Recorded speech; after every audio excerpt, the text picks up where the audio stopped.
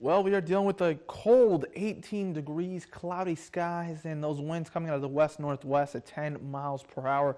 Temperature is a bit more widespread when it comes to those teens compared to what we had back on Thursday. 14 degrees in Ontonagon, 14 degrees in Lance, 18 in Ironwood, warming up but just a tad up to 21 in Crystal Falls. And that's pretty much how we're keeping it throughout our Friday afternoon into our Friday evening on either side of 20 degrees. 18 in Ishpeming, 23 in Escanaba, 20 in Munising. Those winds, though, a bit lighter than they have been the last couple of days, so we'll gladly take it in that department. So the wind chill not as bad as compared to what we had on Thursday or even before that. 8 miles per hour in Houghton, 15 in Iron Mountain, 9 in Munising. But we'll see these winds pick up just a touch by the time we progress towards Saturday. We're going to be dealing with a couple of disturbances over the next couple of days.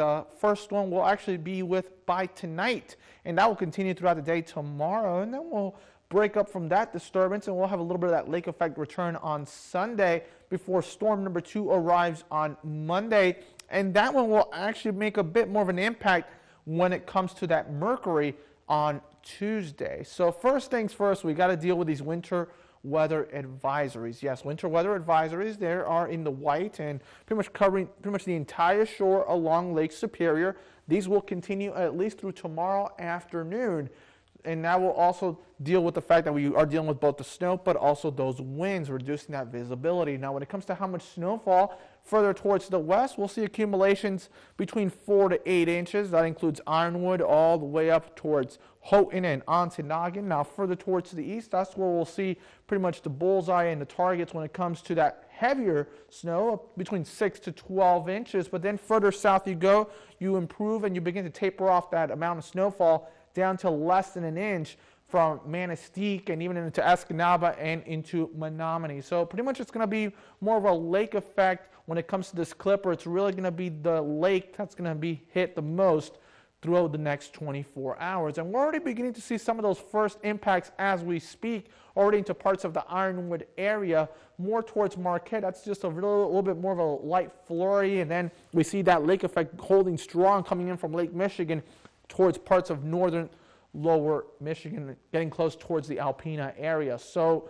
for the next 24 hours, it's all about this Alberta clipper making its way through the Great Lakes. By tomorrow, it begins to slide into parts of Ohio and Pennsylvania. Then we'll have somewhat of a break on Sunday before storm number 2 kicks in. And storm number 2 really will just make more of an impact when it comes to those temperatures, as we'll actually see a bit more of a drop into those single digits for morning lows on Tuesday, but also those high temperatures on Tuesday will actually be in those teens instead of those 20s. So yes, here's Monday, and we begin to deal with, once again, another round of snow. It's really hard to catch a break over the last couple of days. It's just been a rough one out there.